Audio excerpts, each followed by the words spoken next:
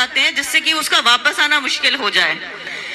Love जिहाद के, जिसे लव जिहाद कहा जाता है, बेसिकली लड़कियां भागती हैं और फिर शादी करती हैं, बाद में उन्हें कई सालों के बाद वो वापस भी आती हैं। तो मेरा जो ऑब्जर्वेशन रहा ग्राउंड पे वो ये कि जब वो भागती हैं उनको यही नहीं पता होता कि अगर मैं सोहेल खान के साथ भागी हूं तो सोहेल खान का मतलब होता क्या है, मुस्लिम समुदाय होता क्या है।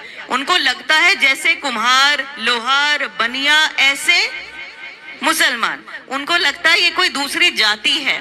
ये बहुत अजीब बात है कि इस देश में मतलब पार्टीशन हो गया, 200-300 सालों का इतना रिकॉर्डेड इतिहास है, उससे पहले का भी आक्रांताओं का इतना इतिहास है, लेकिन आज तक लोगों को डिफरेंस भी नहीं पता। एक लड़की का मैं आपको केस बताती हूँ, उसका नाम लक्ष्मी यहाँ यूपी इलाहाबाद की एक लड़की, शेड्यूल्ड कास्ट की है। वो एक लड़के के साथ भाग गई जिसका नाम था टिल्लू, वो उसके स्कूल का लड़का था, स्कूल का एक क्लासमेट। जब वो भाग गई तो उसको बाद में पता चला कि उसका नाम सोहेल खान है, तो उसे सोहेल खान होने का भी मतलब नहीं पता था।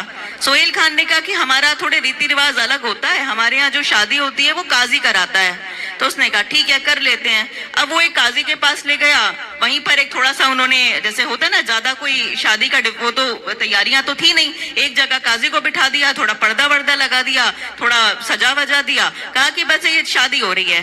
तो पहले लड़की को डिसअपॉइंटमेंट हुआ कि ये तो हमारे यहाँ तो बड़े फेरे होते हैं, ये सब होता है। तो उन्होंने कहा नहीं, हमारे रीति रिवाज अलग हैं। उसको लगा ठीक है।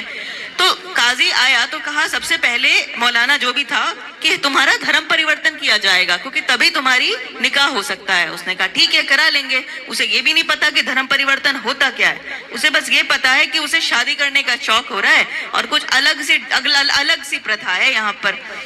तो वो उसको बड़े का मांस यानी गाय का मांस खिलाने के लिए लाया। उसने कहा ये खाना पड़ेगा, ये करने के बाद ही तुम पक्की मुसलमान बनोगी। तब उसने ये कहा कि नहीं, गाय को तो हम पूजते हैं, इसका मांस तो मैं नहीं खा सकती। उसने मना कर दिया। तो वहां पे रुक गया मामला थोड़ा।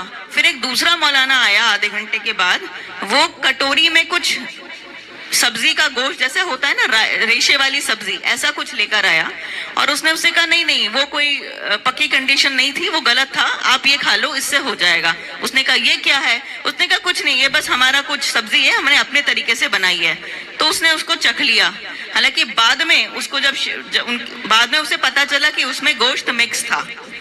तो ये इस तरीके से करके ये मतलब ये खेल इंडिया में आज भी खेला जाता है कि कभी कोई ऐसा जैसे गाय का मांस खिला दिया तो उससे आपका धन परिवर्तन हो गया। अब लड़की के निकाह भी कर लिया। उसे ये नहीं पता कि अभी भी नहीं पता कि जिस समुदाय में वो जा रही है, जिसमें शादी उसने की है, उसमें होने का मतलब क्या है।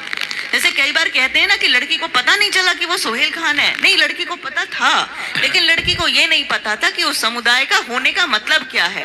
उसको 3-4 साल सिर्फ ये, अब क्या हुआ, अगली दिवाली आई तो दिवाली उसने मनाने नहीं दी, उसने कहा ईद मनाई जाएगी। फिर 3-4 साल तो यही पता लगाने में लग गए कि कुछ अलग हैं, ये लोग अलग हैं, और ना सिर्फ अलग हैं, ये हमारी रीति रिवाजों से नफरत भी करते हैं। श्वेता जी, इसी में ही मैं आपको बताना चाह रहा हूँ कि ये जो उस लड़की को यही नहीं पता है कि मुसलमान क्या होता है, जब उसको यही नहीं पता है कि सुहेल क्या होता है, जब उसको यही नहीं पता कि निकाह क्या होता है, कबूल क्या होता है, यही चीजें तो हमारे बच्चों को नहीं पता है। यही तो शत्रुबोध का भाव है, ये आत्मबोध का भाव है। और जो आपने शुरुआत में कहा था कि शत्रुबोध होना क्यों आवश्यक है, क्या इससे हमारी शत्रुता नहीं बढ़ जाएगी, क्या इससे वैमनस्य नहीं बढ़ जाएगा, क्या इससे कि 25% जो लोग हैं वो उनके प्रति हमारी शत्रुता नहीं हो जाएगी। शत्रु कौन है, शत्रु की उसकी पहचान क्या है? देखिए, शत्रु की पहचान ये है कि वो कभी आपको सामने से आकर के नहीं कहेगा कि मैं तुझे मारने वाला हूं। वो छिप करके मारता है, पहचान छिपा करके मारता है, मुंह छिपा करके मारता है। और यह कार्य आज की तारीख में कौन कर रहा है? ये कार्य तो वही लोग कर रहे हैं ना।